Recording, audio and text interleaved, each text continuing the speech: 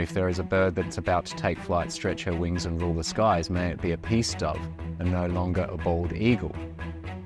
We need Wikileaks in the world. We need a strong, independent news source to get information unfiltered, to uncover, get to the bottom of what's going on in the world. And that's why they were so scared of what Julian and Wikileaks could do. That's why they've got him locked up in a Mexican security prison, trying to slowly execute him behind those closed doors, just hoping that he won't last. Kym, we're here in London today at an iconic event this morning.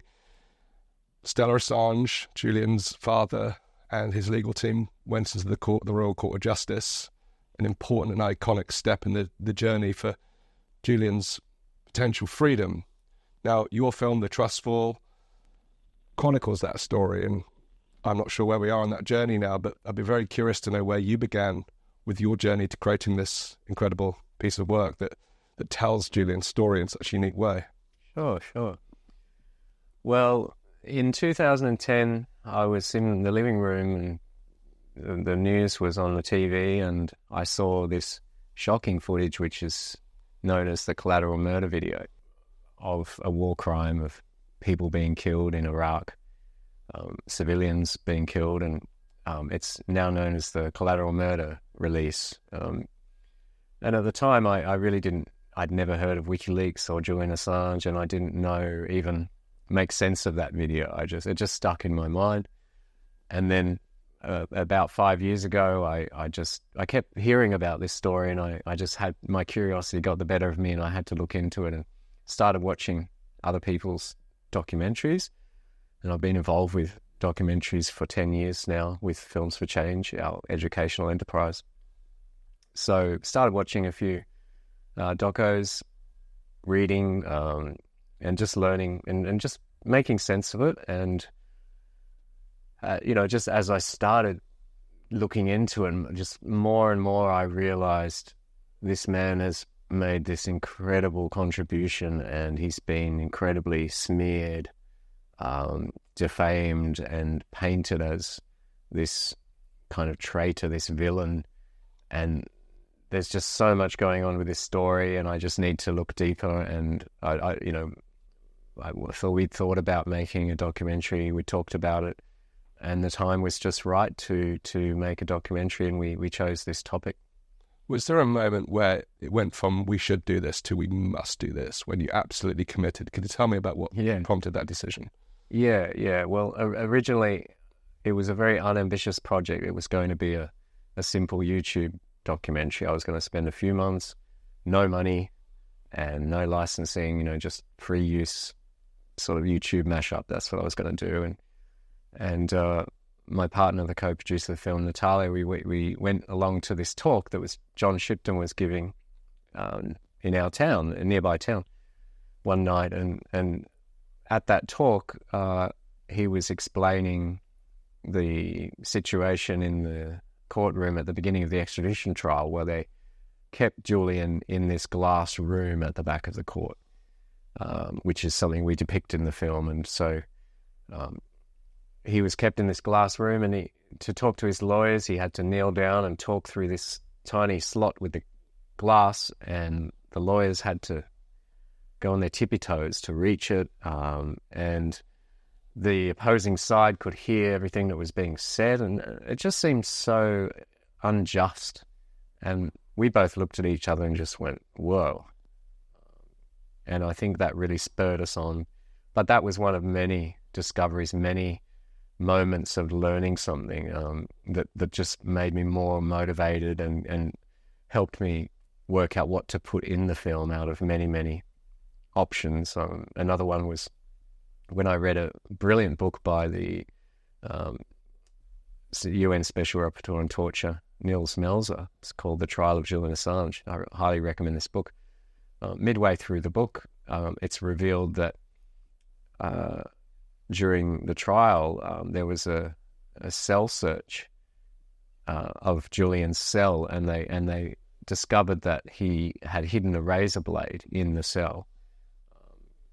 So when I read that and just that understanding that he was planning to take his own life if he was extradited, that really hit me. And I put the book down, and it was, I was on the verge of tears. And that was another thing that I just felt like we have to depict that in the film. And that was one of the animations that we ended up putting in the film to just show how desperate Julian is in that awful situation. Yeah, it's not just unjust, it's inhumane. Every part of it is inhumane. Now, you went from the idea of having a YouTube mashup.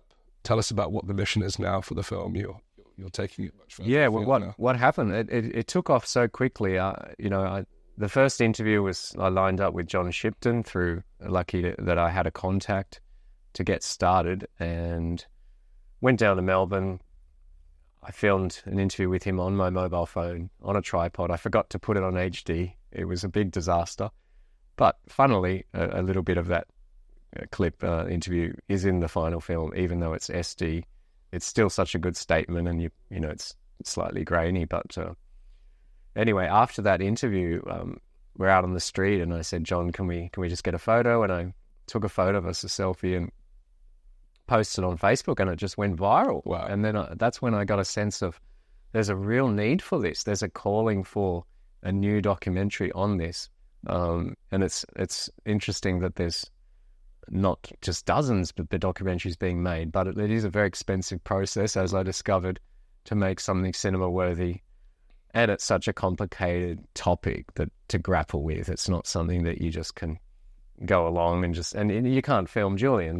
There's all of these challenges, which we got around. We came up with a sort of concept of, rather than documenting a what and a when and sort of a strict chronological sequence, let's document. Let's delve into the meaning of this, what's happened. Let's do something that none of the other documentaries have done, which is to focus on what this all means and what do we need to do, and what have they done to Julian, and what do we learn about the US empire through their behavior.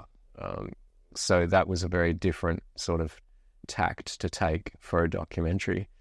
And as I said, the support was there really straight away. And once we started setting up, crowdfunding campaign, the support just grew and grew, and our social media grew, and the following, and people were really interested, and really they just wanted to see a powerful film about Julian being done. That I guess for every one person that's crazy enough to make a documentary like this, there's maybe 1 million that won't, but they'll support it because they believe in this issue so strongly and so passionately. Yeah, we had the premiere here in London, in the UK, on Sunday, and there were lines down the street, rapturous applause. It's been incredibly well received. Where is the film going next? You're taking it to cinemas around the UK and around the world. What's the plans for the film? Yeah, we had the London UK premiere 2 days ago at Rio Cinemas in Dalston. It was a full house. It was only organised 2 weeks ago because we just thought we really need to show this before this hearing, just Absolutely. to add that little bit more inspiration and passion to the whole situation, and motivate the supporters and raise awareness. So we're very grateful that we had a donor, a very generous donor that covered the venue hire and our flights to get here, to make that possible. So a big thank you to her. But as far as the theatrical release, it was released in Australia from the 28th of December, and it's been building and building since then. We didn't have that budget that you have if you're doing a Star Wars or a James Bond or something. We didn't have like a tidy $3 million in our pocket that we could just go and advertise and do billboards. So we just basically offered it out to every cinema in Australia. We contacted them, and slowly bookings came in, and we were thinking, oh, okay, this is good. Maybe we'll get 10, 20 cinemas running it, and that would be all right. Like, we'd be quite happy with that, considering how difficult it is to get documentaries into cinema. But here we are 2 months later, and there's 100 cinemas in Australia and New Zealand showing it, and it's actually building even further. It keeps going. Across that region, there's probably roughly 900 cinemas, and so we're we're basically tapped into 10% of those, and I think it's going to continue to grow because of this very exciting news that the largest chain in Australasia, Event Cinemas, has acquired it, and they're going to run it not exclusively from the 6th of March. And I think they're going to be quite keen to expand it to all of their sites, which is 140 cinemas. And then there's other chains as well. Village is the second largest chain, I believe, and they're starting to show it. We're talking to other chains, lots of smaller chains with just 2 to 10 cinemas. The adoption has been astounding, and the support from the cinemas, the willingness to put something out that's political, that is serious, that's a shocking film, and not to sort of to get away from that typical cinema fodder of the Hollywood stuff and show something meaningful and important. I'm really pleased with how that's going, and it bodes well for the rest of the world. And so with this UK release, 15th of March, we followed the same process. We've invited all the cinemas, and we're starting to get bookings, and I think it'll be a similar response. It will grow and grow, and there should be within just a week or two, we should have a whole bunch of cinemas in the UK, and people can go to our website, trustful.org, to see where's their nearest cinema to come and see it. That's incredible momentum, and perhaps I think what this piece of work does differently is it addresses the meaning, and I think that's so important. What does this mean? And that was very evident this morning here in London, how important this case is. It's not just about Julian Assange's freedom. It's actually about freedom of press, freedom of journalism, but more broadly our freedoms in the Western, in fact, entire globe. Now, I'm curious to know about what led you to the title, The Trust Fall, because that is indicative of the meaning. So you tell us a little bit about how you came up with the title. Yeah, and can I just add to that, like to me, there's a lot of emphasis in the campaign about freedom of speech, and that's well warranted, and press freedom. But to me, personally, I think the strongest theme and cause or achievement of Julian has been in regards to world peace, showing us what happens in wars. There's that famous quote of his, if wars can be started by lies, peace can be started by truth. And if you look at the work he did, he is very much a peace activist. And that's part of the reason that they trying to take him out of the picture and clamp down on him, is because there are people in the world that make money from wars. This is not a theory. It's just fact. You can see it in the structure of these corporations and the behavior of them in regards to selling arms and it's definitely a thing that's happening in the world, is that wars are started for profit.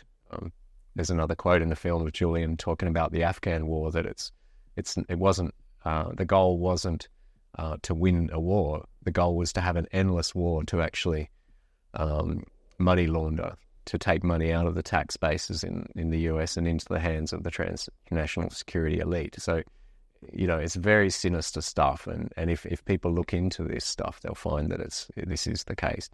So, that world peace aspect is so important. And because everyone wants world peace except for those that can profit from it. And that's such a small amount of psychopaths, so all of us and, families in Afghanistan or Syria, they want world peace. Everyone wants to just live a happy, healthy, peaceful life in a peaceful neighborhood.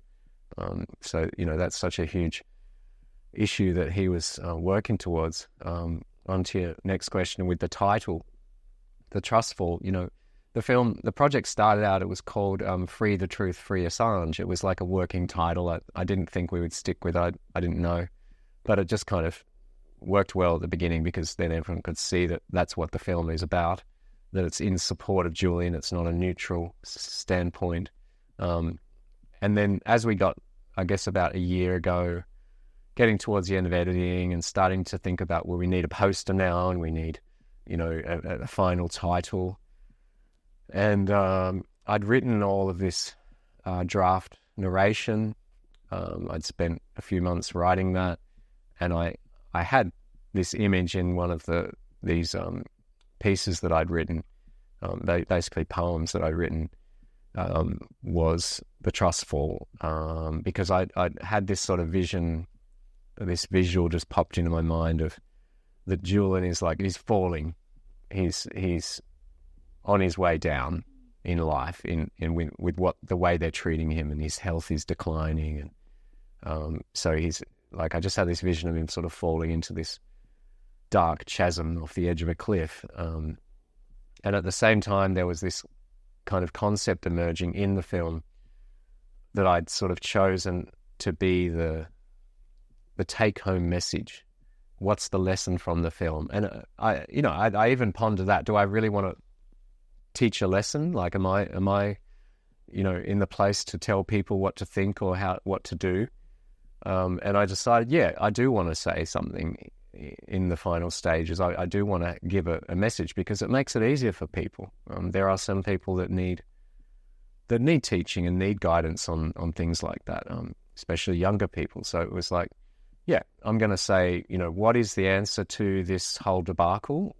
How do we solve this? And who to blame? And who, ultimately, what is the solution to this? And I gave it a lot of thought, and I just decided, it's not so much blame the governments or blame the UK government, blame the judges, blame the corruption. At the end of the day, it's up to us, the people, the majority, because the majority have the power. It's up to us to save him. And why is he still stuck in a hellhole prison? Because not enough people have done anything. Because we know that if masses rise up and demand something, change can happen. Look at Tahrir Square. Look at the Egyptian uprising. 1 million or so people gathered out the front of the Parliament House, and the politicians ran for their lives. So, if there is enough people aware of something and they do something, well, then we can make change. And that's what I feel with this issue, is that if there's enough awareness, people know what's going on, and they do something, even if it's a small thing, well, then we can combine all our efforts and we can turn this into, make this a election issue at the next US and Australian elections, and we can solve this and we can help this man get free. So those two aspects, the fact that the majority, the people, have the power to solve things in a democratic world, or in a world where the majority should have a say, and also that Julian had made this incredible sacrifice that he knew the consequences. When I became aware of that, because that was a question as we going through the production, did he know the consequences? It's a logical thing. Like, he's made all these acts, these brave acts of publishing classified material, the crimes of the powerful. It's an incredible risk.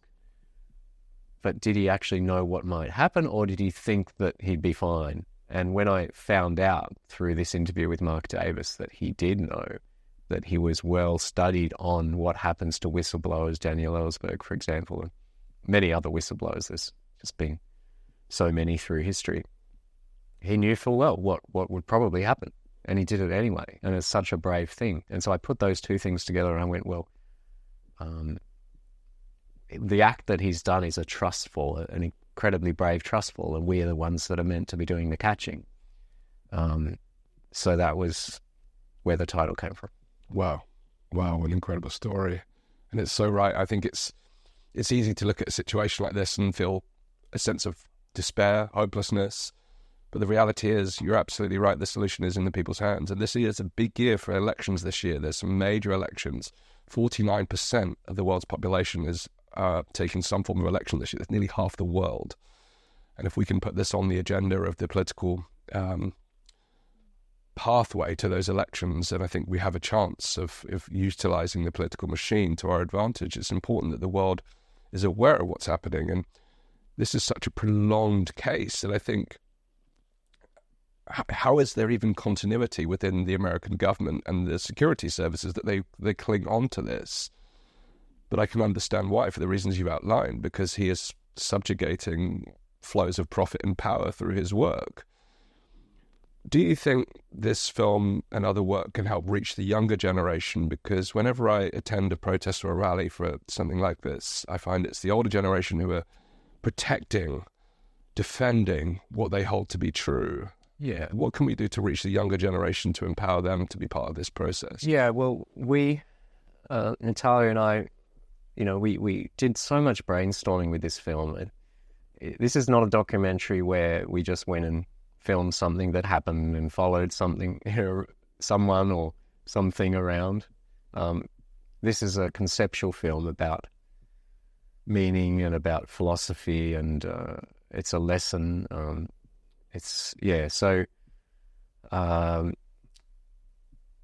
It was. I've kind of lost the train of thought. A little bit jet lag still here. Can you bring me back to the question? So I was asking about how we can reach the younger generation. Gotcha. Yeah. So one of the really big changes of getting out of the norm of a documentary was to put animations and poetry. There's plenty of political docos in general that have animations, of course, but to have a political film that ends with philosophy and poetry is very unusual.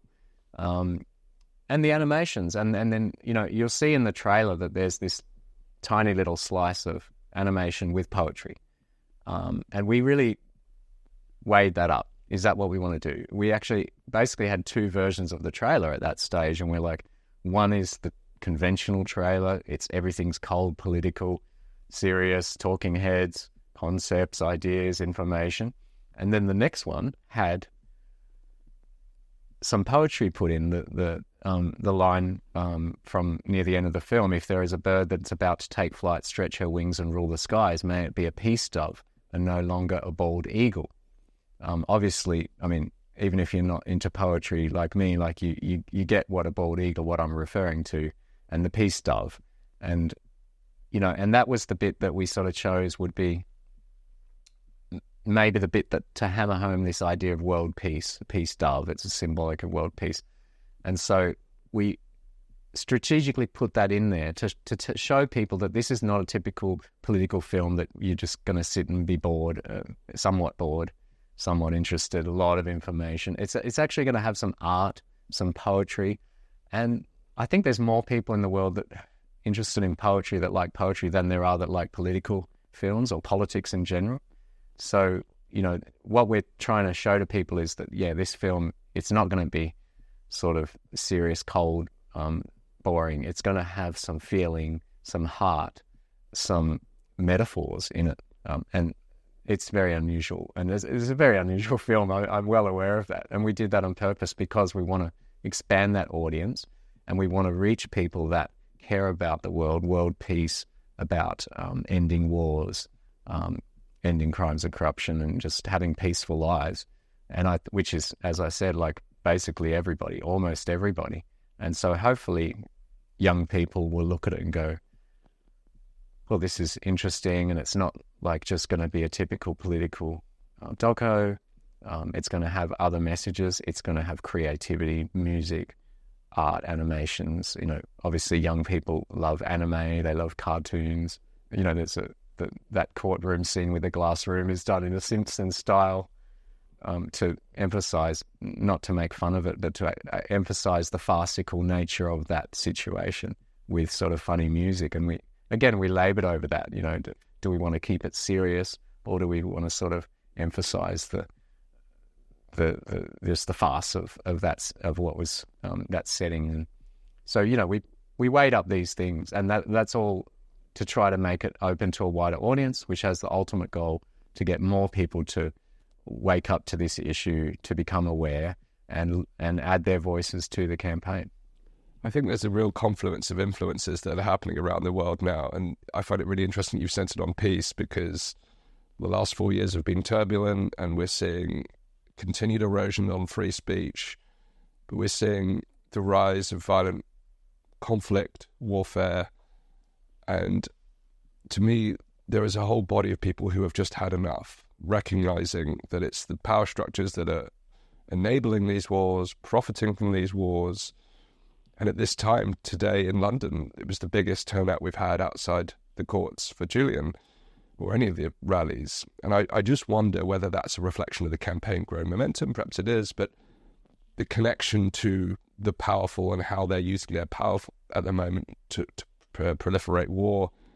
I think there is a really important link there that perhaps other documentaries or content creators haven't really centered upon.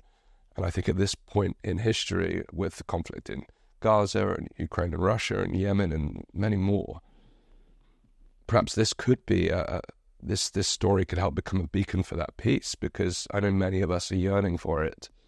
And we need voices, we need brave voices like Julian, we need brave people like yourself to tackle these issues. So it's not just about the free speech, it's about the world issues that the power structures are enabling. And of course, to me, my enduring memory of Julian has always been about him taking a stand against power and to expose corruption. And I think there's a real deep yearning for that right now. What's your take on where we can go from here? What's your hope for the film? You know, how do you see this moving forward? Yeah, good question. Well, we chose this to focus one of the chapters on the collateral matter video, which is revealing a war crime in the Iraq War, because that's really the crux of the pursuit of Julian is that they revealed that video. That's what's so embarrassing to the US. So to have that video in there was, a good way to raise awareness of that actual video, the collateral murder video, and to sort of give that window into the world of modern warfare and how horrific it is. And so what we have in the film is that footage, but also we have never seen before interviews with the victims of that footage, which we were very fortunate to get hold of. And then the analysis and the explanation of it all, which is what was missing. When I saw it in 2010, it was just a flash up on the screen, 30 seconds, no idea what that's about, too complicated, and then you move on to something else. And so in the film, we really explain it very clearly and carefully. And what we want people to wrap their head around is that Julian and Assange and Wikileaks were revealing war crimes, giving insights into the nature of modern war, revealing all the excess deaths. And you remember the stats come up on the screen. For example, that the US has been at war for almost all of its existence. There's hardly been any time since the founding of the United States of America that they have not been at war. And then they have these, hundreds of army bases all over the world. Basically, they've got their hands out all across the globe. There's a lot to learn and analyze about the American empire, being that America is the most powerful empire that's ever existed. We need to be looking at their behavior and looking at the truth of wars and, why did wars start? Why did the Ukraine-Russia war start, and why do we have now, this issue in Gaza, and why are we on the verge of World War III seemingly? And I think people are really despairing about this. If you've seen any of the images from these countries, it's just really disgusting. I mean, it just beggars belief. Like, why in this modern age where we have so much technology, so much connections with each other, why do these still go on? Why are innocent lives being lost every day? And people are in despair over this. And this is Assange and WikiLeaks are very much linked to that.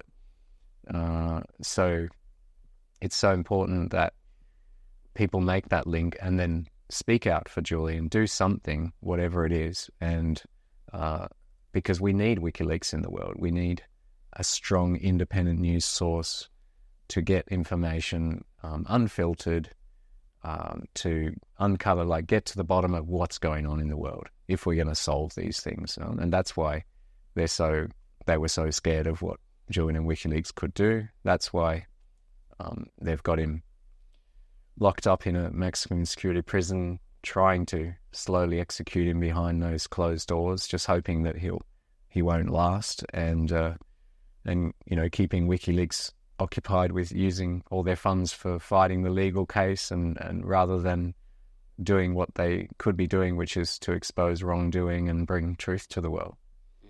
Where do you think we are in the storyline now? Your film paints the history. Got this iconic court case today. By the time this is published, we may know the outcome of this, or at least what was discussed within that case. Where do you think we are in the overall timeline of this story? Yeah, well, it depends on what day you ask me, but I hold firm to this hope that we can solve this, that we can get Julian free as a collective. That's what I believe is in our capacity. It's in our ability to do that.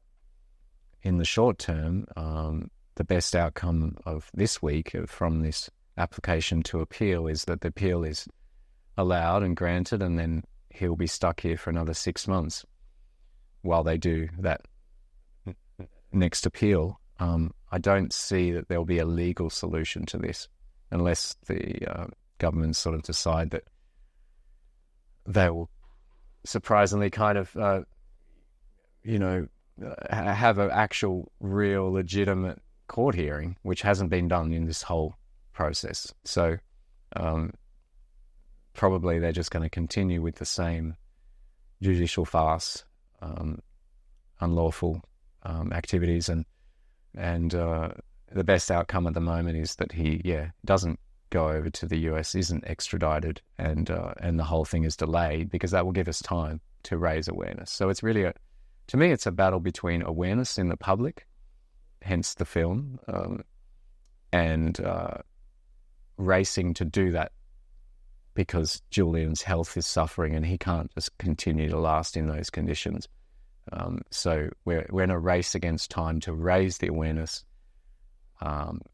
while he's alive, to save his life. That's what we're trying to do. Absolutely. Well, incredible work you're doing with this film, and I know it's already creating waves around the world, and such an important piece of work in this overall journey and this story, and incredible to spend some time with you and hear about what you're doing with the film and your overall motives for this. Let's remind everyone at home where they can find out more about the film and how they can have the opportunity to go and see it. Yeah, so the website is thetrustfall.org, and you can look up your nearest screenings there once the film's released in your region.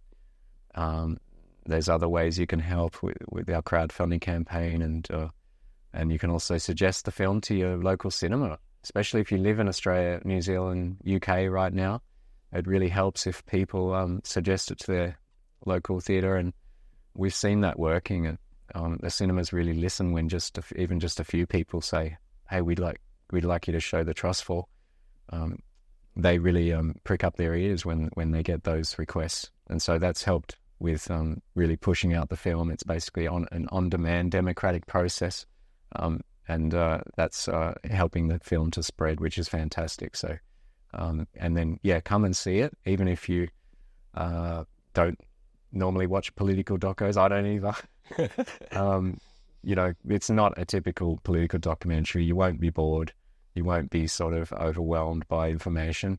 And most importantly, bring along friends that are uninformed on this issue. Thank you, Kym. This is such an amazing time to be alive. All these things happening and each doing our part to try and create change. I've got a final question for you. Other than watching the film and helping to share the film and support the film, what other actions do you think people can take to support the overall cause? Yeah, there's so many things you can do, apart from educating your friends, but also signing petitions, write letters to your local MP, go along to rallies, but use your own talents. If you're a photographer, or you're a filmmaker, you're an artist, you're a writer, whatever you are, whatever you're good at, use that in some small way. That's what we hope people will do after watching the film, that they feel motivated just to do something, because that's when all of our efforts can combine. I feel that we could eventually solve this. Fantastic. Amen to that. Thank you so much. Lovely to have you here on the Thanks for having me. podcast. Thanks for your interest. My pleasure.